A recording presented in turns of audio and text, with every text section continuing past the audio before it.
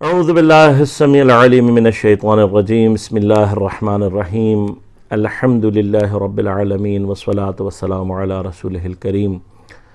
واہل بیتہ الطیبین الطاہرین لا سیما بقیت اللہ فی الارضین روحی وارواح العالمین لترا بمقدمہ الفدا ولعنت اللہ علی اعدائہم اجمعین اما بعد قال اللہ تعالی فی کتابہ الکریم بسم اللہ الرحمن الرحیم یا یحییٰ خذ الکتاب بقوۃ وآتیناہ الحکم صبیہ صدق اللہ العلی العظیم۔ عزیزان گرامی قدر، آج روز ولادت باسعادت حضرت علی الاصغر علیہ السلام ہے، کربلا کا وہ ننھا مجاہد کہ جس نے اپنے ننھے سے وجود سے کربلا میں امام حسین علیہ السلام کی عصمت اور آپ کی بے گناہی کا سب سے بڑا ثبوت تاریخ کو حوالے کیا۔ عجیب شخصیت ہے کہ جو ظاہر میں جتنی چھوٹی دکھائی دے رہی اور کمسن دکھائی دے رہی ہے، اپنے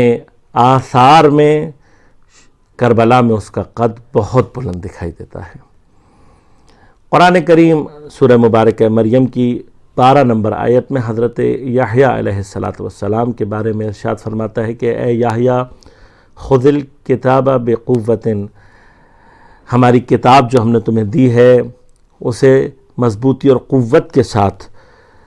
پکڑو، وآتیناہ الحکم صبیہ، اور ہم نے ان کو بہت بچپنے میں نبوت عطا کی۔ بچپن میں ہی خدا کی جانب سے کوئی ایسی عنایت کسی کے اوپر ہونا، اس کی دوسری بڑی اور زبردست مثال حضرت عیسیٰ علیہ السلام کہ جو اپنی ماں کی گود میں کلام کر کے اپنی ماں کی عصمت کو بچا رہے ہیں۔ حضرت مریم سلام اللہ علیہا کے لیے وہ وقت بڑا مشکل تھا کہ جب اللہ تبارک و تعالی نے ان کو اس آزمائش میں مبتلا کیا کہ وہ حضرت عیسیٰ علیہ السلام کے تولد کے بعد دوبارہ بیت المقدس جا رہی تھیں۔ سورہ مبارکہ مریم کے وہ الفاظ انسان کو متوجہ کرتے ہیں جناب مریم کی مشکل کی جانب، کہ جب وہ فرماتی ہیں یا لیتنی مت قبل ھذا، کاش میں سے پہلے مر گئی ہوتی، وکنت نسیا منسیا، اور کاش میں ایک بھلا دینے والی یاد کی طرح سے بھلا دی گئی ہوتی، گویا میرا وجود نہیں ہوتا۔ یہ یاد رکھے گا کہ جناب مریم سلام اللہ علیہا یہ یعنی اکتاہٹ کا یا جھنجھلاہٹ کا اشارہ نہیں کریں جیسے کہ ہمارے ہاں ہوتا ہے جب ہمارے اوپر کوئی مشکل پیش آتی ہے اور ہم کہتے ہیں کاش میں مر گیا ہوتا ہے، کاش میں نہ ہوتا۔ یہ وہ مقام نہیں ہے عزیزان من۔ جناب مریم کو اپنی ذات، اپنے اوپر لگنے والے الزامات کا مسئلہ نہیں ہے۔ جناب مریم جانتی ہیں کہ اگر ایک مرتبہ اس بچے کے اوپر تہمت لگ گئی، اور میرے اوپر، خود حضرت مریم کی ذات کا مسئلہ نہیں ہے، یعنی آپ کے اوپر خدا نخواستہ تہمت لگتی ہے یا لوگ آپ کو قتل کر دیتے ہیں، آپ کو اپنی جان کی پرواہ نہیں ہے۔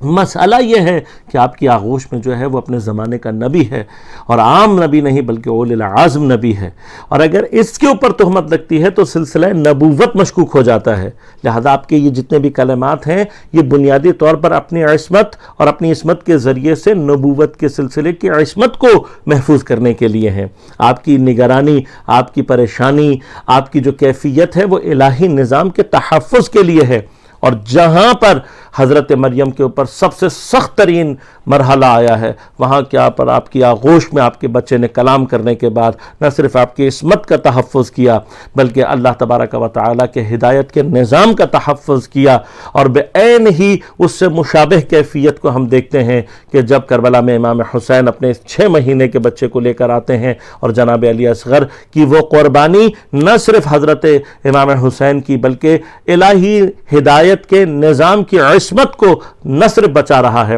بلکہ اس کو مضبوط بھی کر رہا ہے۔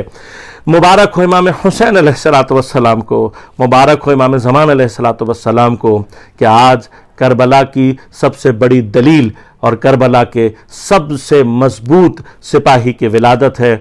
ہم سب امام زمان علیہ الصلوۃ والسلام کو ان کے جد بزرگوار جناب علی اصغر کے جو